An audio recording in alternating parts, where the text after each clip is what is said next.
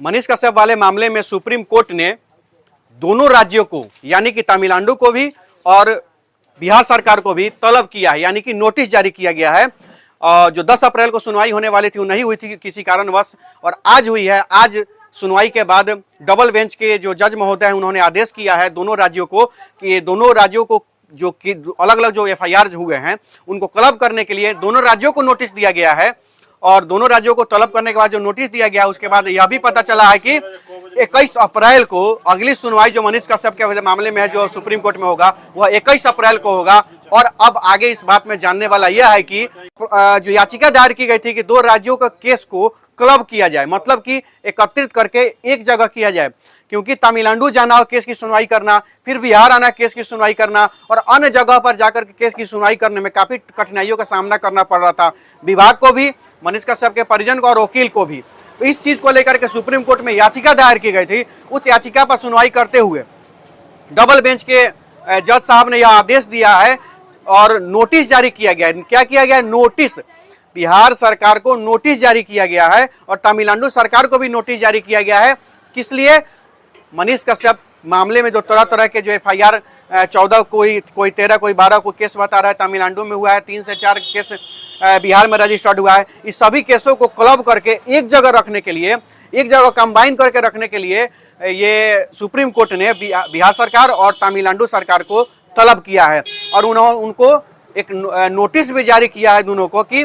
आप लोग उसकी जो आगे की प्रक्रिया होती है उस प्रक्रिया को काम किया जाएगा और काम होगा, उस दोनों राज्यों के केस को क्लब करके एक जगह रखा जाएगा जहां पर मनीष कश्यप से जुड़ी तमाम जो एफआईआर हैं उनको क्लब करके एक जगह किया जाएगा और उन पर आसानी से सुनवाई किया जा सकता है, जिसमें वकील साहब को भी जाने में कोई दिक्कत नहीं होगा और वहां सुनवाई करने में भी कोई दिक्कत नहीं होगा। क्योंकि मामला जो भी कोर्ट में जो लंबित होती है किसी न किसी आधार पर उसकी सुनवाई की जाती है और सबूत उसका आधार बनता है, तो सबूत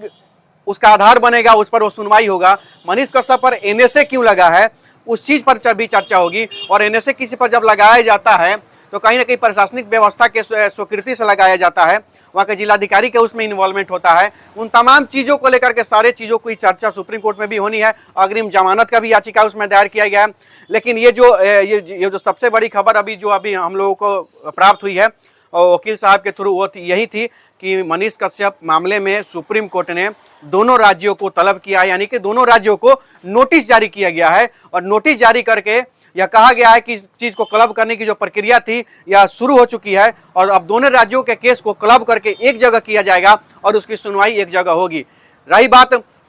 कानून की, प्रशासन की, विधि व्यवस्था की, तो जिस तरह जो मामला होता है उस तरह होगा। कानून का व्यवस्था है, प्रक्रिया है, न्यायालय की अपनी न्यायिक प्रक्रिया है, उसी हिसाब से न्याय भी होता है और उसी हिसाब से किसी भी केस का, किसी भी मामले की सुनवाई भी होती है। मनीष कश्यप भी मामले की भी सुनवाई उसी प्रक्रिया से चल रही है और न्यायालय की अपनी अपनी न्यायिक प्रक्रिया होती है। न्यायालय का अपना अपना सिस्टम होता है, चाहे वह लोअर कोर्ट हो, हाई कोर्ट हो या सुप्रीम कोर्ट ही क्यों ना हो, सबकी एक अपनी प्रक्रिया होती है। वहाँ डबल बेंच ने यह आदेश किया है और यह सारी जानकारी भी दी गई है और दोनों राज्यों को तत्काल नोटिस दी गई है। बस हम लोगों को इंतजार करना है कि ये जैसे कब कितना जल्दी केस को क्लब किया जाता है और क्लब करने के बाद दोनों राज्यों को जो नोटिस दिया गया इसमें आगे की जो भी जानकारी होगी आप लोगों को हम बताने का काम करेंगे और इस चीज़ को लेकर जो सभी जुड़ी जानकारी आप लोगों को दी जाती रहेगी।